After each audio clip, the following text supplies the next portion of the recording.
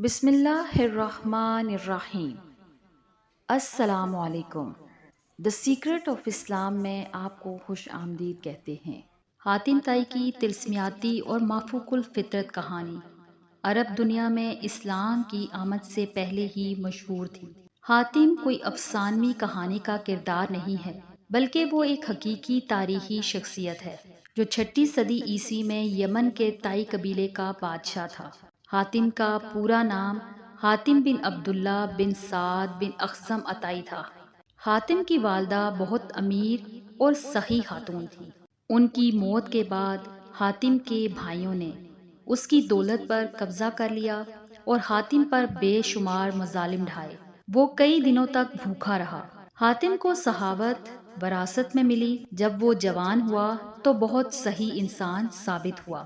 حاتم نے اپنی صحاوت کو اتنا بڑھا چڑھا کر پیش کیا کہ جب وہ اپنے دادا کے پاس رہتا تھا اور کافی جوان تھا، اس وقت وہ کھانا لے کر باہر نکل جاتا اور جو کوئی بھی اس کو راستے میں ملتا اس کے ساتھ بیٹھ کر اکٹھے کھانا کھاتا، اور اگر کوئی نہ ملتا تو وہ کھانا نہ کھاتا اور کھانا پھینک دیتا۔ حاتم پورے عرب میں مشہور ہو گیا اور اس کی صحاوت کا قصہ ہر زبان پر عام ہو گیا۔ بعض لوگوں نے حاتم کی صحاوت کے کئی قصے سنائے، لیکن اس کے باوجود حاتم کی سچی کہانی اس کی حقیقی شخصیت کا منہ بولتا ثبوت ہے۔ عرب میں جبل سمرہ کی چوٹی پر ایک جگہ ایسی تھی جہاں حاتم رات کو آگ جلا دیا کرتا تھا تاکہ علاقے سے گزرنے والے راستے کی رہنمائی حاصل کر سکیں۔ آج یہ جگہ حاتم طائی کی آتش کدہ کہلاتی ہے۔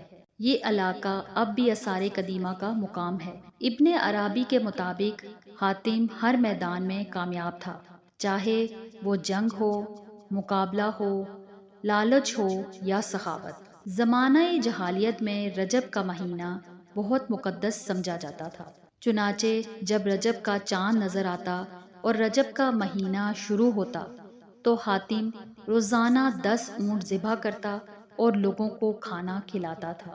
یوں تو حاتم کی سخاوت اور اس کی سخاوت کے بہت سارے قصے ہیں، لیکن عرب اور غیر عرب میں عام طور پر چند ہی مشہور ہیں۔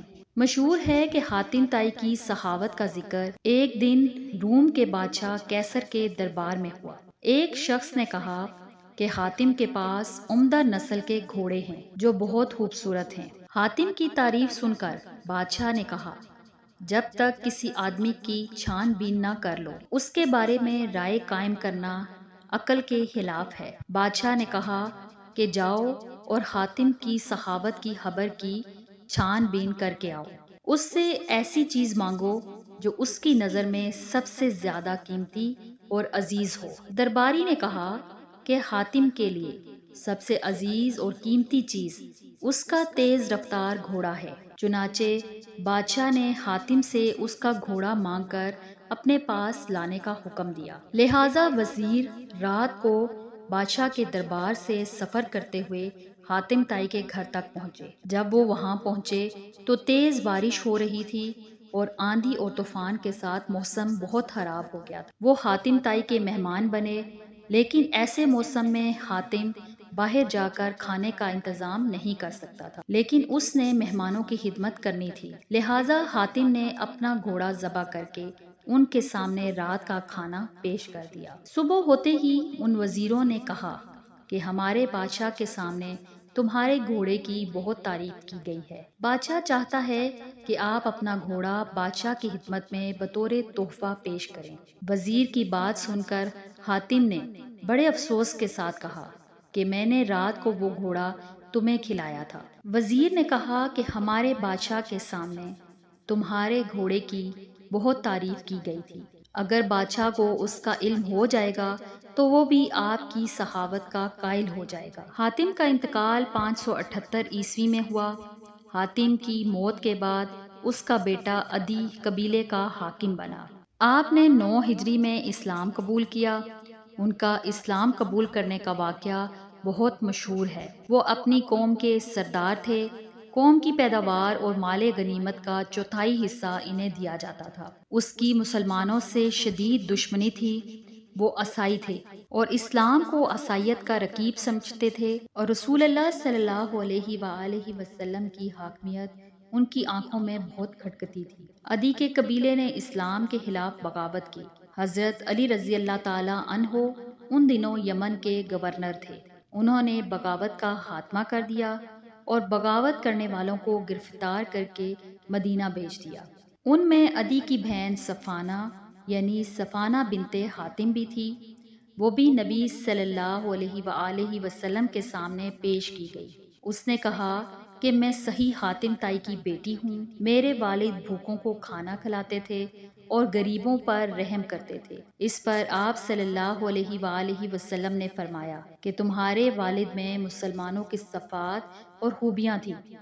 اگر تمہارا باپ زندہ ہوتا اور مسلمان ہوتا تو ہم اس کے ساتھ رحم و کرم سے پیش آتے۔ آپ صلی اللہ علیہ وآلہ وسلم نے فرمایا اس لڑکی کو رہا کر دو، کیونکہ ان کے والد اعلیٰ اخلاق کے مالک تھے اور اللہ تعالیٰ اعلیٰ اخلاق کو پسند کرتے ہیں۔ چنانچہ رسول اللہ صلی اللہ علیہ وآلہ وسلم کے حسن سلوک سے متاثر ہو کر عدی اور اس کی بہن صفانہ نے بعد میں اسلام قبول کر لیا، اور عدی ابن حاتم رضی اللہ تعالیٰ عنہ جنگ صفین اور جنگ جمل میں حضرت علی رضی اللہ تعالیٰ عنہ کے ساتھ شریک تھے۔ حیدر بخش حیدری کی آرائش محفل میں حاتم تائی کے 7 سوالوں کی کہانی میں حاتم کی شخصیت کو طلسماتی شخصیت بنا دیا ہے، جبکہ روایتی کہانیوں میں حاتم کی سخاوت کا افسانہ بہت مشہور ہوا۔ حاتم کے بارے میں آپ کی کیا رائے ہے؟ کامنٹ سیکشن میں ضرور بتائیں۔